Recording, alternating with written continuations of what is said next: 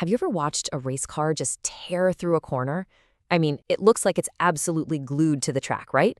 You might think it's all about that massive engine or those giant wings, but the real secret, the actual magic that gives it that insane speed, well, it's completely hidden from view. So, let's get into it.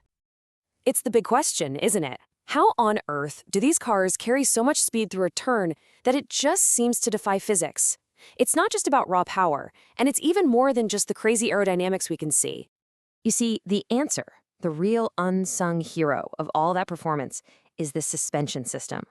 It's this incredibly complex, hidden network of links, rods, and dampers that defines the car's entire relationship with the road. And ultimately, it dictates just how fast it can go. Okay, but before we dive into all the clever engineering tricks, we first have to get our heads around the basic problem. What is every single suspension system, from the one in your family car to a Le Mans monster, actually trying to do? Well, it really just boils down to two core jobs. Number one, you have to keep that tire in contact with the road, always. That little patch of rubber is everything. More contact means more grip. Simple. And number two, you've got to manage the car's weight as it pitches and rolls and bounces over bumps. It sounds easy, but doing it at 200 miles an hour, that's where things get complicated. So you're probably thinking, why not just use the same kind of suspension you've got in a normal road car? Well, in the super high-stakes world of racing, every single gram of weight and every tiny disruption to the airflow is a huge deal. A conventional setup with all the heavy bits hanging out by the wheels is just, well, it's clumsy. It's too heavy in all the wrong places, and it messes up that precious, carefully sculpted airflow that the car needs to create downforce. And that brings us to a really, really important idea: unsprung mass.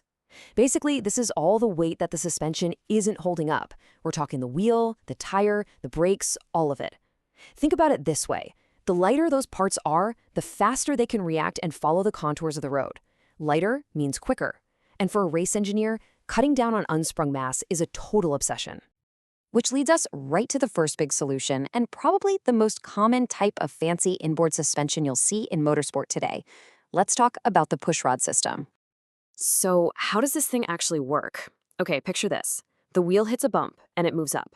As it does, it shoves a diagonal rod, the pushrod, upwards. That rod then pushes on a little lever inside the car's body called a rocker. That rocker pivots, kind of like a seesaw, and squeezes the spring and damper, which are now tucked away nice and neat inside the car. Now here's the brilliant part. By moving those heavy springs and dampers away from the wheel and into the chassis, you get two huge wins. First, you slash that critical unsprung mass we just talked about so the wheel can react way faster. And second, you get all those bulky parts out of the wind, cleaning up the car's aerodynamics. It is an absolute win-win. But you know, in the world of engineering, there's always another way to solve the same problem. So let's look at the alternative, the Pullrod system. It follows the same basic idea, but with a really clever little twist. The beauty of the Pullrod is how it just inverts the whole concept. It uses the same basic parts, a rod, a rocker, and an inboard damper. But it flips the geometry. So now when the wheel moves up over a bump, the rod is in tension. It pulls on the rocker arm to compress the spring and damper. See? It's the same job, just done from a different direction. Okay, and this is where you see the big trade-off. The pushrod setup is usually a bit simpler, a little easier to package aerodynamically. But the pullrod, the pullrod has a massive advantage. Since it's pulling from below, it lets engineers mount those heavy dampers and springs way, way down low in the chassis. This lowers the car's whole center of gravity, which is fantastic for stability. The catch? It can be a real pain for mechanics to get to and adjust in a hurry. And that trade-off right there is exactly why you'll often see a Formula One car running a pushrod system on the front, where space is tight, and then a pullrod system on the rear, just to get that center of gravity as low to the ground as humanly possible. It's a constant game of compromises, all in the hunt for that perfect balance. So we've got these incredible pushrod and pullrod systems, right? But you got to remember, they're really just the messengers. The real hard work, the fine-tuning that makes a car feel just right, that all happens inside the damper. And it's no joke to say that. I mean, it doesn't matter if it's being pushed or pulled. The damper is the single component that truly controls how the car behaves over every curb, every bump, and every little ripple in the track. Now, we usually call these things shock absorbers, but that's not quite right. The spring is what absorbs the energy from a bump. The damper's job is to control the spring. It adds resistance to stop the spring from just bouncing up and down forever, which would, lift the tire right off the road. And that's the last thing you want. And at its heart, it's a beautifully simple device. It's really just a piston with some tiny holes in it, moving back and forth through a tube full of oil. As the suspension moves, that piston forces the oil through the holes, and the friction that creates turns all that energy from the bouncing motion into heat. That's damping in a nutshell. And this is where the engineers perform their magic. They can tune the resistance in two separate directions. Bump, which is compression, controls how fast the wheel is allowed to move up when it hits something.